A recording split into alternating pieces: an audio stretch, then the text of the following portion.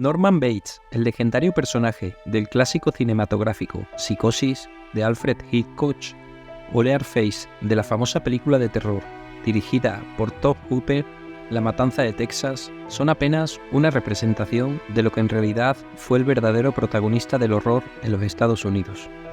Fue a finales de la década de los 50 que la serenidad y la armonía que preponderaban en el pequeño pueblo de Plainfield, estado de Wisconsin, se vieron irrumpidas por un escalofriante hallazgo en la granja de uno de los vecinos.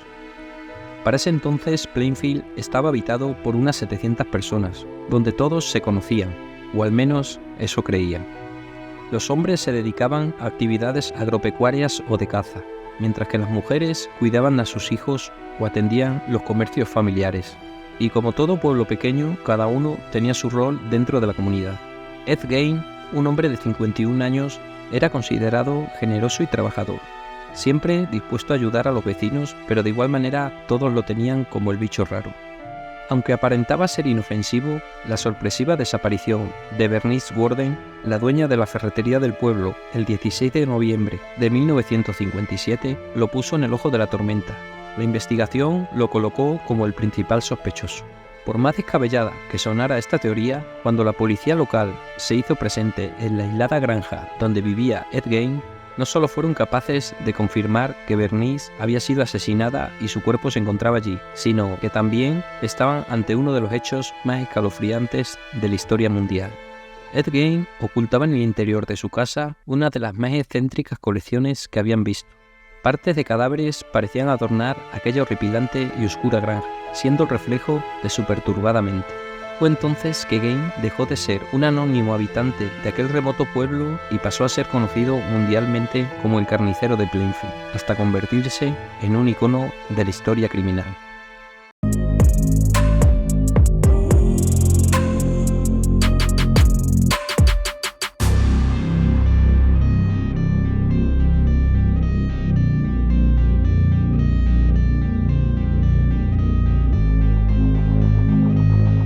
Bienvenidos a la Gruta del Crimen.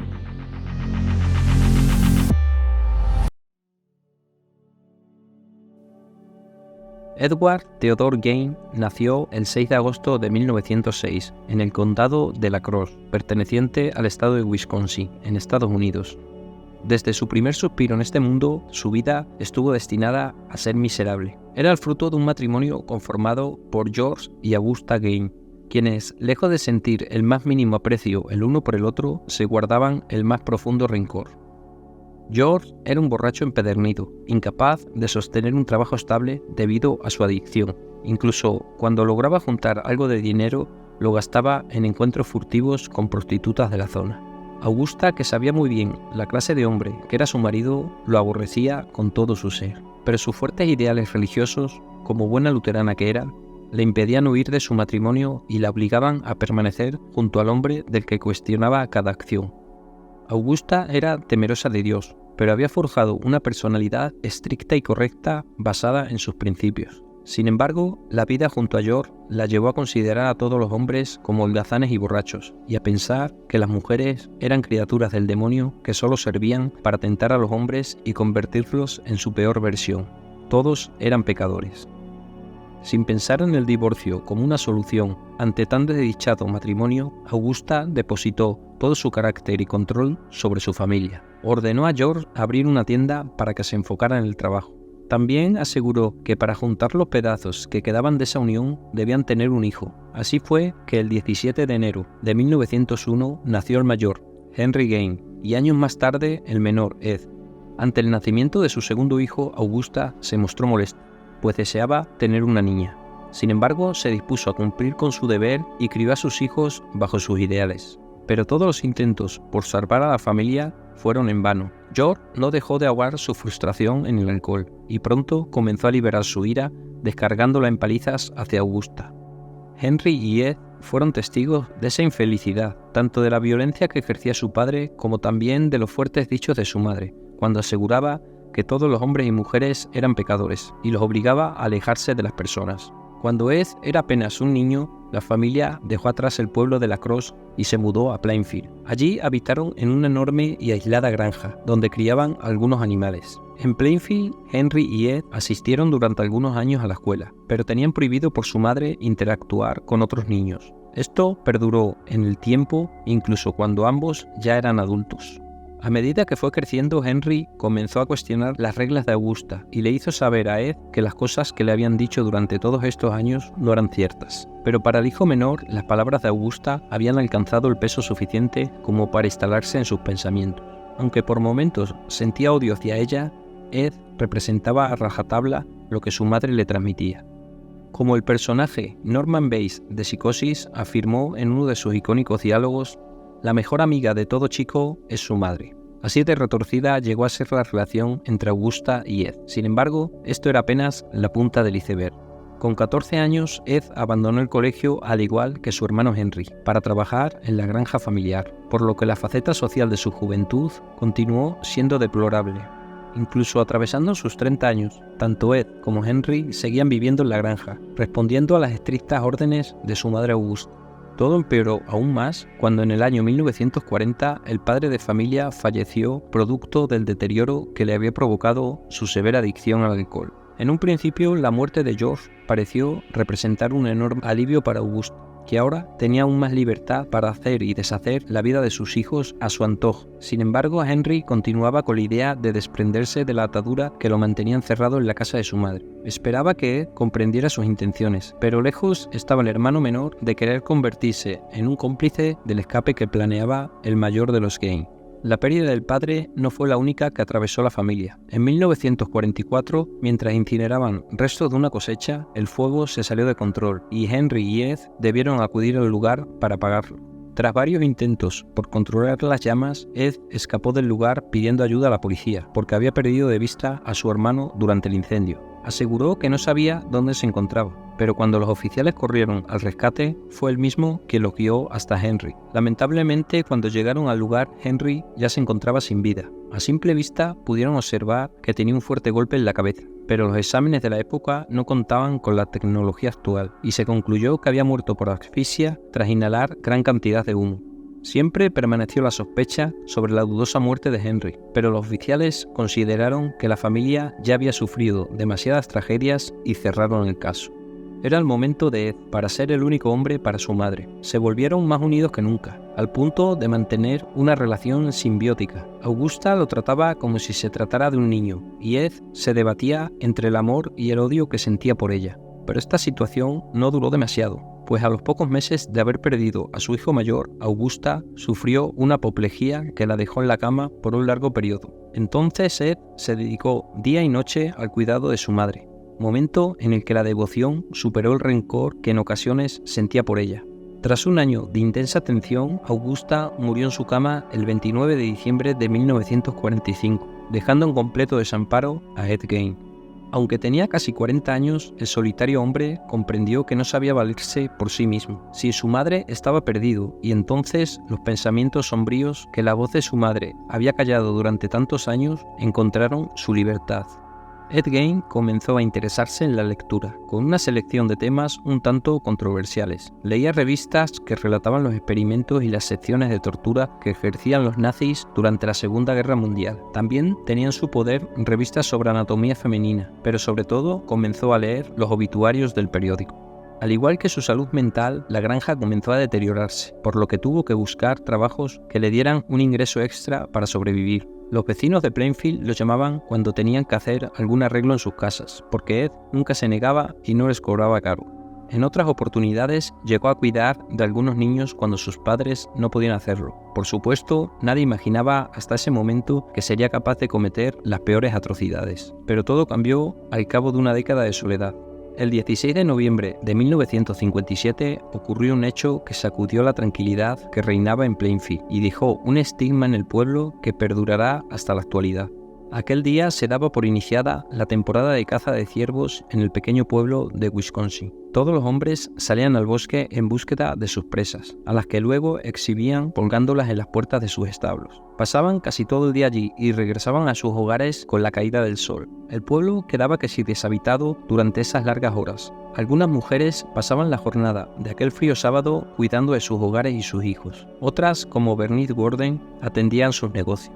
Bernice administraba una ferretería junto a su hijo Frank, quien en ese entonces se encontraba en el bosque participando en la cacería. Cuando el hombre regresó, notó que las luces de la tienda estaban encendidas, pero su madre ya no estaba allí. Ingresó al local y de inmediato se horrorizó al ver un ticket con gotas de sangre sobre el mostrador. Continuó caminando y el escenario fue aún más escalofriante. Había un enorme charco de sangre en el suelo que dejaba en evidencia el rastro de alguien que había arrastrado un cuerpo hacia el exterior de la tienda.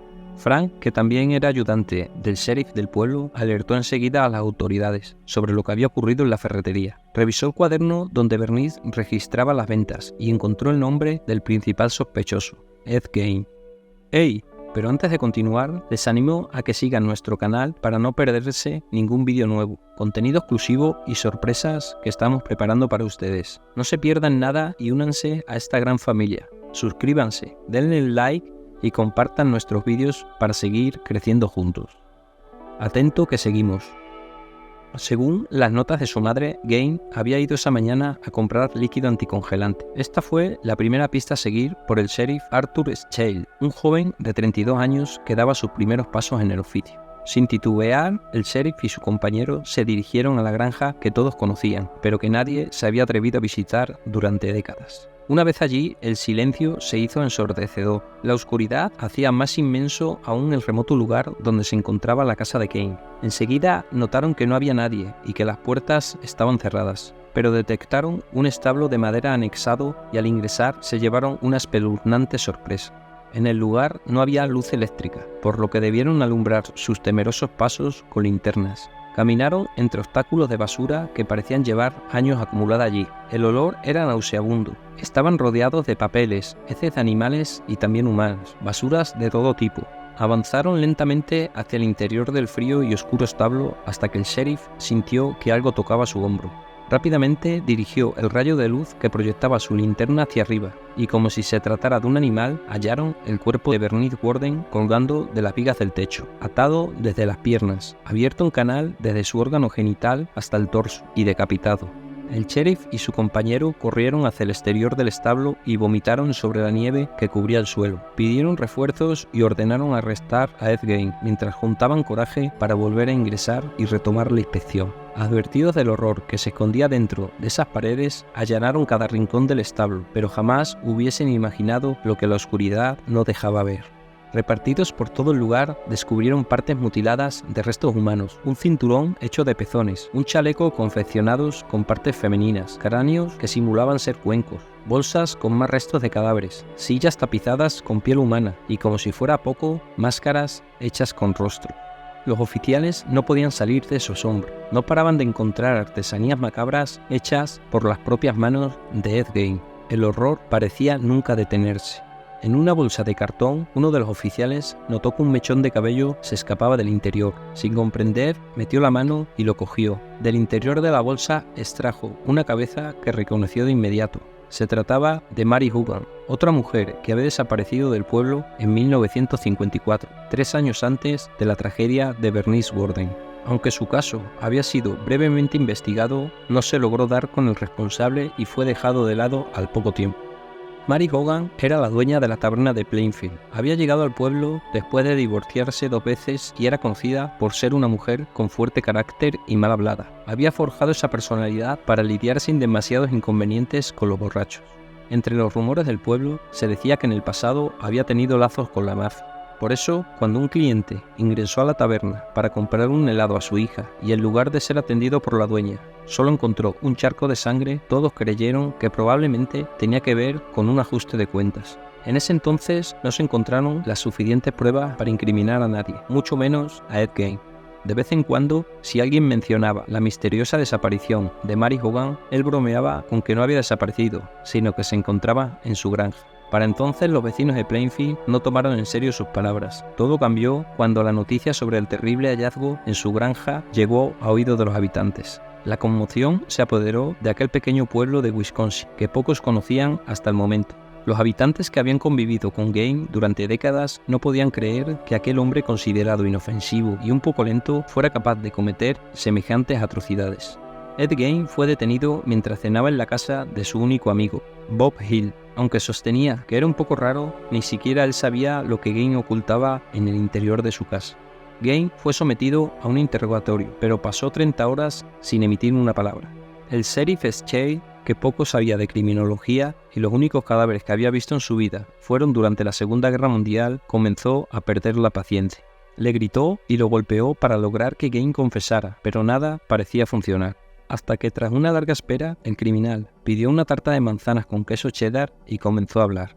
Admitió haber asesinado a Bernice Worden, pero aseguró que no recordaba haber hecho lo mismo con Mary Hugan. Cuando los oficiales le preguntaron por los demás cadáveres que encontraron en su casa, Gein respondió que él no las había matado, sino que había profanado sus tumbas. Los oficiales continuaron la investigación tanto en el cementerio como en la granja. Esto último les llevó 4 días de búsqueda. Había que clasificar cada pieza que se escondía en el recinto. Toda la planta baja estaba repleta de basura y restos humanos transformados en artesanía que decoraban las habitaciones. Sin embargo, la planta alta se mantenía intacta.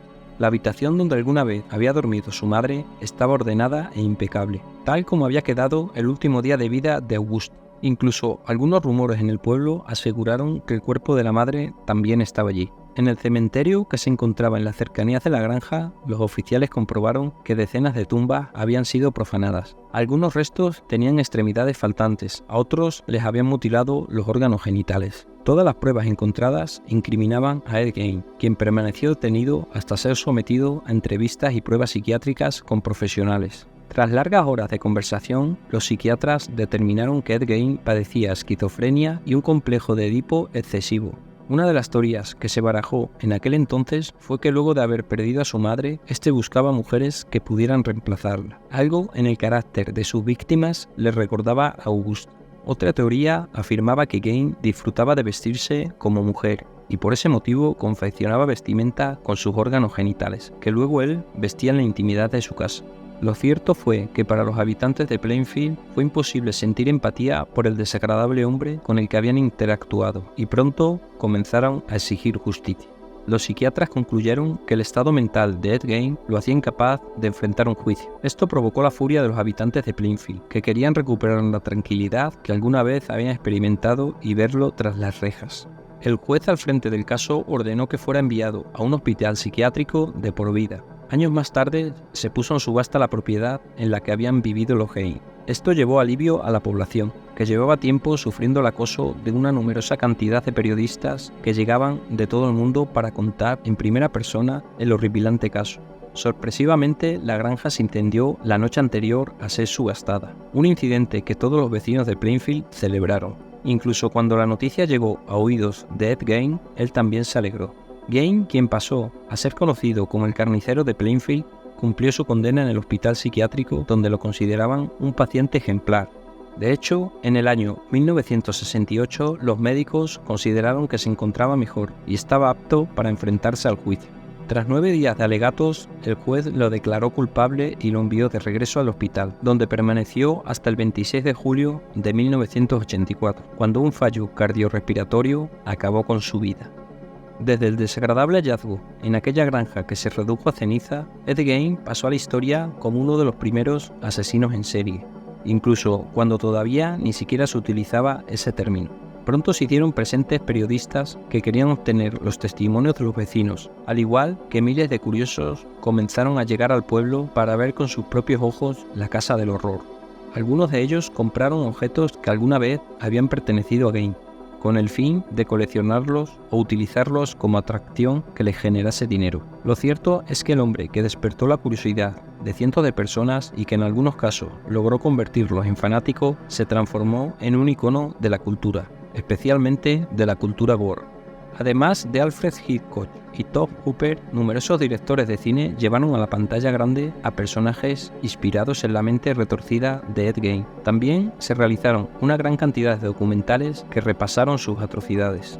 Y hay quienes aseguran que su fantasma permanece en Plainfield en la actualidad. Curiosos y fanáticos del True Crime se acercaron a la granja para ver de cerca el lugar donde Ed Gein vivió y cometió sus peores actos, y sienten escalofríos subiendo por sus cuerpos. Ha llegado el momento de despedirnos, pero antes de hacerlo queremos agradecerles de todo corazón por haber pasado este tiempo con nosotros. Recuerden dejar sus comentarios y sugerencias para futuros vídeos. Si les gustó, no olviden darle like y compartirlo con sus amigos. Esto nos ayuda a seguir creciendo y poder seguir creando contenido para ustedes. Nos vemos en el próximo vídeo. Hasta la próxima.